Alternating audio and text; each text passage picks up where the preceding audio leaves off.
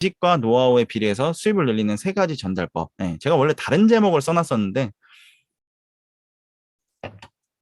이 제목이 더 적절한 것 같아서 좀 바꿔봤습니다. 예, 원래는 그거였어요. 예, 되게 지금 기억도 잘 안 나는데 전문가인데 돈 잘 못 버는 이유 세 가지 뭐 이렇게 해서 제가 적었던 것 같아요. 예, 어찌됐든 간에 여러분들이 제가 이렇게 제목을 바꾼 이유가 여러분들이 뭔가 계속 뭔가 인풋을 넣는 게 분명히 있을 겁니다. 내가 잘하고 싶은 분야라고 생각을 해서 인풋을 넣는 게 있을 거예요. 예, 그 뭐 뜨문뜨문이냐 지속했느냐의 차이일 수도 있겠지만 근데 어쨌든 노력을 하긴 하잖아요. 그죠? 예, 그리고 그거에 비례해서 지식도 쌓이고 노하우도 점점점 쌓일 겁니다. 그죠? 근데 이상하게 그 어떤 특정 지점에 다다르면은 그 내가 노력하는 만큼의 인풋만큼 그 수입이 비례하지 않는다라고 하는 거. 예, 요거에 대한 것들 한번 생각해 보시고 답답함을 느끼셨다면 좀 도움을 드릴 수 있는 내용일 것 같습니다. 일단, 예, 우리 생각만큼 의사가 돈을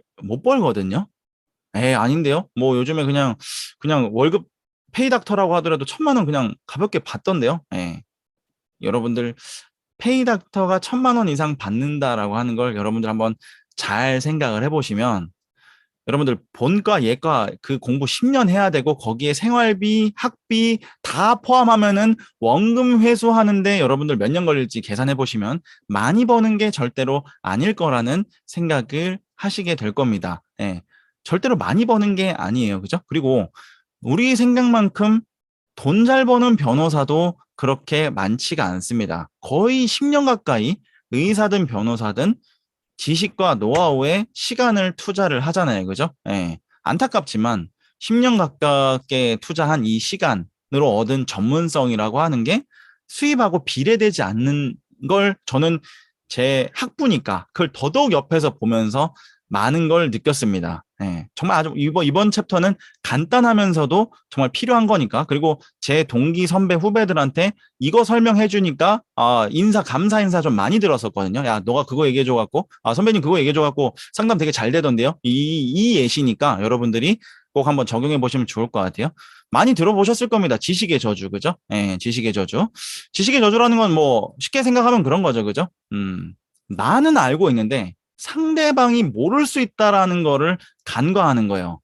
제 동기, 후배, 선배, 변호사들 다 이 모양 이 꼬라지였습니다. 예. 이해를 못해요, 그들은.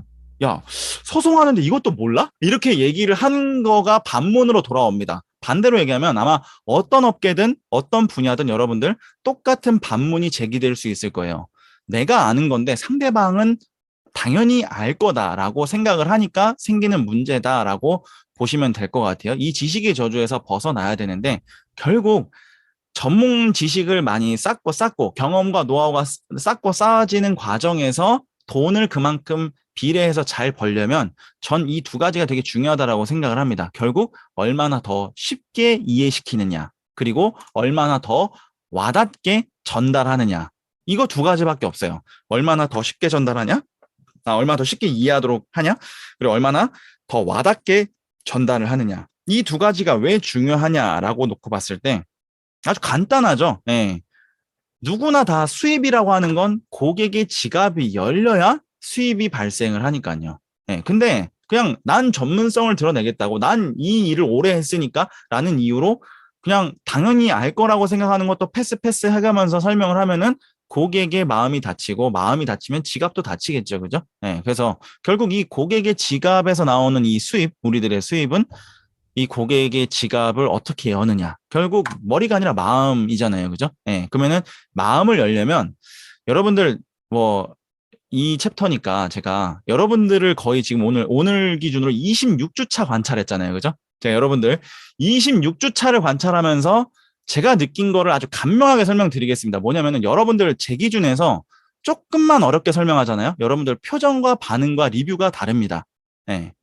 여러분들 제가 조금만 쉽게 이해되기 쉽게 설명하잖아요. 그럼 여러분들 리뷰 반응 다 좋아요. 예. 대표적인 예가 뭐냐?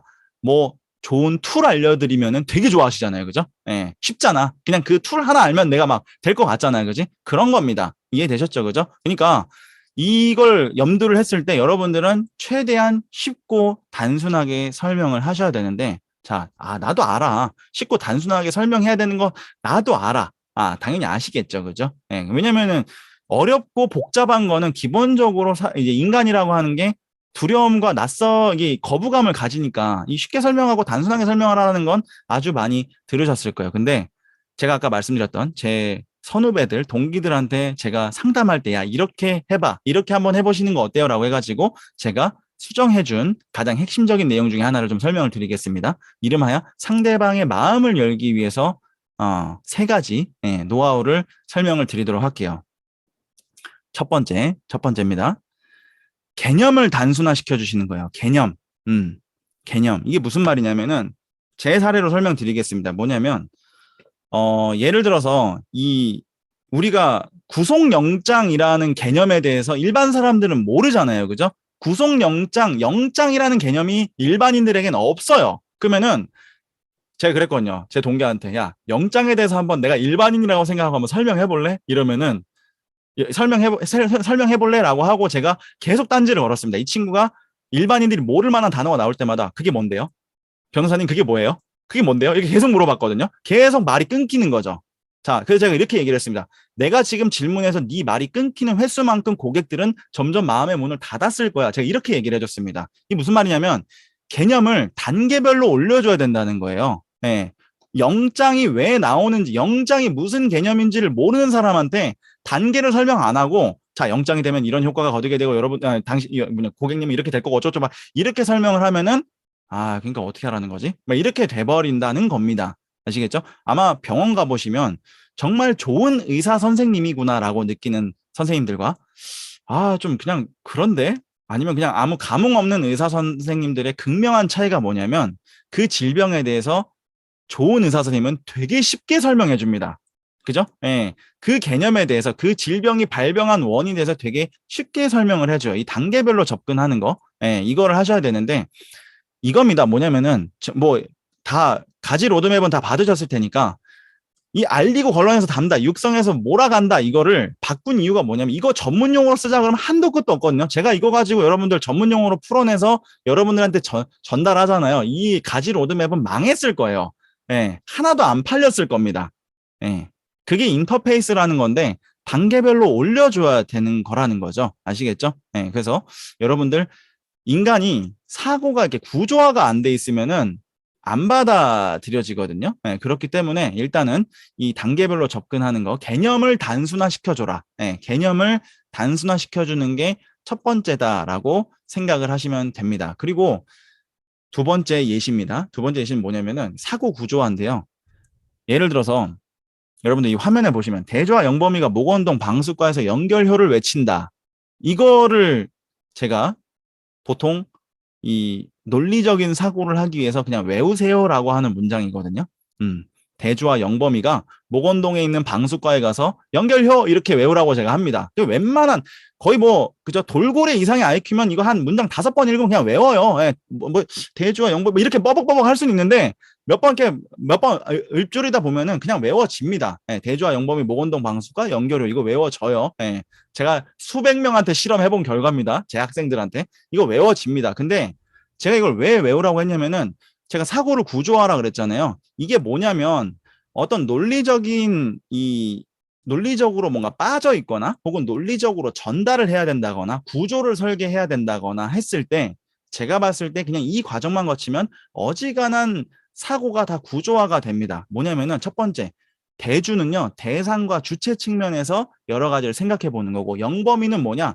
영역이나 범위의 측면에서 생각을 해보는 거고, 목원동은 뭐냐? 목적, 원인, 동기에 대해서 한번 생각을 해보는 거고, 방수과는 뭐냐? 방법, 수단, 과정에 대해서 검토하는 거고요. 마지막 연결효는 영향, 결과, 효과에 대해서 따져보는 겁니다. 어제 사자 토론 있었잖아요. 그죠? 예, 전 이 기준에서 놓고 봤을 때 좀 그랬습니다. 예, 왜냐면은 좀 그랬어요. 예, 이게 정치적인 발언이 될 것 같아서 제가 자제를 하도록 하겠습니다. 근데 이 과정에서 대주와 영범의 목원동 방수가 연결을 이거를 놓고 여러분들이 하시는 일을 적용해 가지고 한번 분석을 해보시면 어지간해서 빠져나갈 구멍은 잘 없습니다. 다 걸려요. 예. 그리고 무언가 주장을 할 때도 여기에 맞춰가지고 다 들어갈 때도 있고, 여기서 3개만 들어갈 때도 있고, 여기서 4개만 들어갈 때도 있고, 여기서 2개만 써도 될 때가 있고, 여러 가지가 있는데, 이것만 외우면은 어느 정도는 다 해결이 됩니다. 예. 그러니까 이런 식으로 뭔가 정리가 되게끔 상대방한테 전달을 해줘야 된다는 거죠. 쉽게 얘기해서 제가 논술 아이들 가르칠 때, 합격시킬 때 이거 안 해온 친구는 없었습니다. 그냥 제가 그랬거든요. 그냥 모르겠으면 시험장에서 답답하면 그냥 이거 외운 대로 그냥 답안지 써. 그럼 붙을 거야. 실제로 그렇게 해서 붙은 애들도 있어요. 그 정도로 그냥 이것만 외우면 된다. 굉장히 단순화시켜주는 거죠. 예, 사고를 구조화시켜주고 단순화시켜주는 거. 그게 굉장히 중요하다라고 여러분들 보시면 될 것 같습니다. 아시겠죠? 개념, 예, 개념에 대해서 여러분들 명쾌하게 아주 쉽게 전달을 해주셔야 돼요. 근데 이걸 가지고 그죠? 대좌 영범위 모건동 방수과 연결 이걸 가지고 자 여러분들 졸렌과 자이젠 여러분들 독일의 논리학은 어쩌고 저쩌고 졸렌과 자이젠인데 졸렌은 뭐고 자이젠은 이렇게 되면은 그냥 다 끝나는 거죠. 예. 근데 그렇게 설명을 하는 강사들도 되게 많아요. 예. 그죠? 그래서 제가 예전에 한번 시강하다가 예. 제가 그랬거든요. 죄송한데 제가 졸렌과 자이젠을 몰라서 죄송하지만 저희 같이 일을 못할 것 같습니다. 이러면서 제가 쫓아낸 적도 있어요. 예, 시강하다가. 예, 예, 농담이고 뭐 이러면서 이제 제가 설명을 해드렸는데 어찌됐든 간에 그렇게 개념을 굉장히 쉽게 전달을 해주셔야 된다. 여러분들이 무언가 주장하려고 하는 특정 개념에 대해서 쉽게 전달을 해주셔야 돼요. 이거는 뭐 부하 직원이 됐든 아니면은 그냥 내 밑에서 일하는 사람이 됐든 알바가 됐든 뭐가 됐든 아니면은 강의를 듣는 수강생이 됐든 파트너가 됐든 이 개념 설명을 여러분들이 쉽게 못 해주시면 아마 예, 전달이 잘 안 될 겁니다. 아시겠죠? 두 번째, 초딩화된 표현법입니다. 초딩화된 표현법. 예. 초딩화된 표현법이 뭐냐? 예. 전달 내용을 쉬운 표현으로 다 바꿔주는 거 되게 쉬워요. 그죠? 예, 근데 쉬운데 자기 일에는 적용을 잘 안 하시더라고요. 제가 오랜만에 여러분들, 예, 오랜만에 법률 용어 하나 소개를 좀 해드리도록 하겠습니다. 웬만한 일반인들은 이걸 몰라요. 이 단어를. 예, 위법성 조각사유라는 단어를 모릅니다. 법정 드라마를 봐도 위법성 조각사유라는 단어가 나오면 밑에 해석이 달리거든요. 각주가 달려요. 설명이 달릴 정도로 이 단어는 그냥 전공을 하지 않은 사람은 모를 단어. 예, 그 정도 수준의 단어입니다. 근데 위법성 조각사유를 설명을 하는데 이렇게 설명을 하거든요, 보통. 예, 범죄 요건이 성립되려면 세 가지가 다 충족이 돼야 됩니다. 현행 우리나라 형법 체계상 세 가지가 다 성립이 돼야 돼요. 예, 근데 왜 우리 뉴스에서나 이런 거 보면은 와, 저런 쳐 죽일 놈이 왜 석방이 되지? 왜 저 사람은 왜 더 큰 형벌을 안 받지? 더 왜 구속이 오래되지 않지? 이렇게 생각을 하잖아요. 그죠? 근데 저 세 가지 때문에 그렇습니다. 근데 지금 보시기만 해도 뭔가 그냥 짜증나잖아요. 그죠? 읽기가 그냥 짜증이 나. 그죠? 예, 근데 이거를 그냥 쉽게 설명을 해줘야 되는 게 그렇습니다. 제가 이거를 제 동기하고 한번 동기랑 후배 앉혀놓고 야, 너 위법성 조각사유 진짜 쉽게 한번 설명해봐 라고 했을 때 똑같이 본인들이 외우고 암기하고 수십, 10년 넘게 공부했던 그 패턴 그대로 왼쪽처럼 설명을 하더라고요. 그래서 제가 예를 들어서 이렇게 설명해줘야 돼. 그래야 고객들이 이해하기 쉬울 거야 라고 해서 제가 바꿔줬습니다. 이렇게 바꿨어요. 예. 초등학생한테 설명하듯이 이렇게 해야 되는 겁니다. 이 친구가 딱 초반에 그러더라고요. 형벌에 대해서 야 형벌 빼 임마 초등학생 형벌을 어떻게 하냐 네 이렇게 얘기했거든요. 형벌이란 단어 자체도 일단 일반인들하고 거부감이 있잖아요. 그죠? 잘못한 거에 대해서 벌을 주려면 세 가지 조건이 필요하다. 그래서 첫째, 둘째, 셋째 이렇게 나와 있잖아요. 그죠? 예. 근데 뭐 읽어보시면 아시겠지만 결국에는 부득이한 상황에는 처벌하지 않는다. 그 부득이한 상황을 5가지로 우리나라 법에서는 정하고 있습니다. 근데 고객님이 해당한 사항은 5가지 중에서 2가지가 해당이 되기 때문에 이건 처벌 안 받으실 거예요. 이렇게 하면은 이렇게 되는데 이거를 이렇게 설명하고 있으면은 난리가 나는 겁니다. 그러니까 제가 어떻게 해야 된다는 거죠? 네, 그러니까 제가 구속이 된다는 거예요, 안 된다는 거예요. 이렇게 얘기가 흘러갈 수밖에 없다는 거죠. 아시겠죠? 네, 그러니까 이렇게 쉽게 바꿔준다. 초등학생도 이해되기 쉽게 왼쪽처럼이 아니라 오른쪽처럼 그냥 전문 용어 다 빼고 지금 오른쪽 보시면은 전문 용어 그냥 아예 없을 거예요. 전문 용어 그냥 아예 없을 겁니다. 그죠? 예. 그래서 이렇게 바꿔주신다라고 생각을 하시면 될 것 같고요. 네. 심신이 미약해서 여러 가지 판결이 나오는 건 그건 예, 여기 나와 있는 여기 책임 능력입니다. 예. 이 위법성 조각사유랑은 좀 달라요. 예, 책임 능력에 해당되는 거고, 예, 뭐 지금은 법률 시간이 아니니까 그건 패스하도록 하겠습니다. 어찌됐든 간에 초등학생 수준으로 쉽게 설명해야 된다. 예, 초등학생 수준으로 쉽게 설명해야 된다. 돌이켜 생각해 보면은 제가 전공 공부를 배울 때도 진짜 기라성 같은 교수님들이 많았었는데 지금 기억에 남는 교수님들은 그 어려운 개념을 쉽게 설명해 주시는 교수님들이 기억에 많이 남더라고요.